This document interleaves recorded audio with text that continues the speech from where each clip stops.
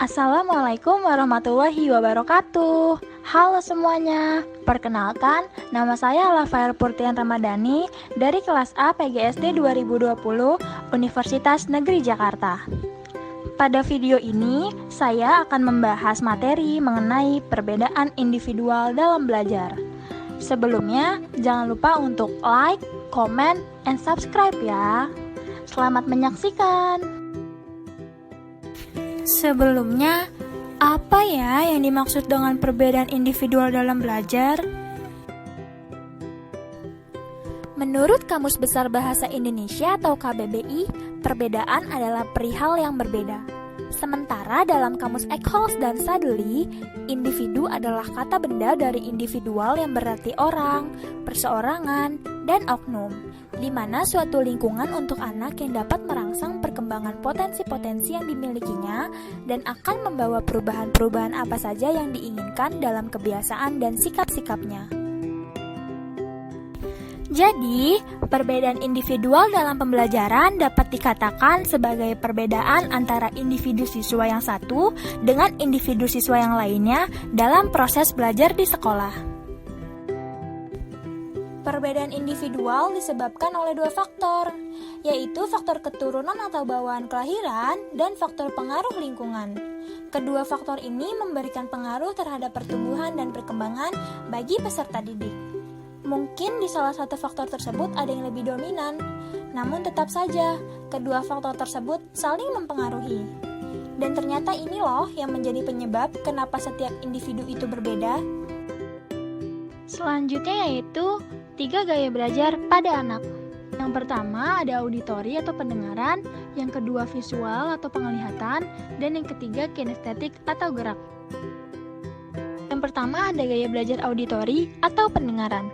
Gaya belajar macam ini berhubungan dengan masalah pendengaran pada siswa. Hal ini ada kaitannya dengan proses belajar menghafal, membaca, maupun matematika dalam mengerjakan soal cerita. Kendala dalam gaya belajar auditori ini adalah anak sering lupa apa yang dijelaskan oleh guru, sering keliru apa yang disampaikan oleh guru, dan juga sering lupa membuat tugas yang diperintahkan melalui lisan. Siswa yang menyukai gaya belajar auditori umumnya tidak suka membaca buku petunjuk. Dia lebih suka bertanya untuk mendapatkan informasi yang diperlukannya. Selanjutnya ada gaya belajar visual atau penglihatan. Gaya belajar macam ini berhubungan dengan masalah penglihatan pada siswa. Hal ini ada kaitannya dengan proses belajar seperti matematika atau geometri, bahasa Mandarin dan bahasa Arab, dan apapun yang berkaitan dengan simbol-simbol atau letak simbol.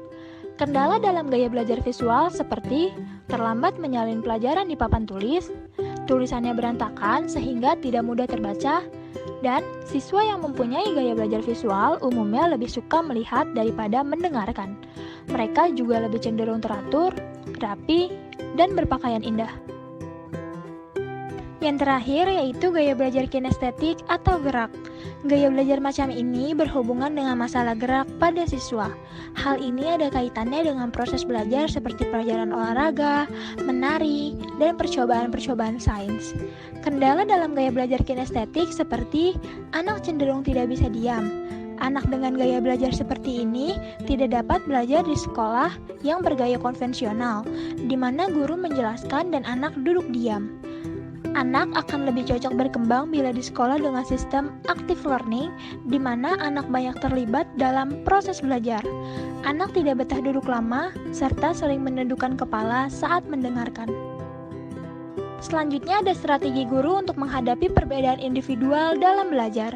Yang pertama memperhatikan perbedaan kemampuan siswa, yang kedua memodifikasi metode pengajaran, yang ketiga menggunakan metode dan strategi pembelajaran sesuai dengan gaya belajar siswa, yang keempat menggunakan media yang cocok untuk materi yang diajarkan, dan yang terakhir membentuk kelompok-kelompok kecil di dalam kelas.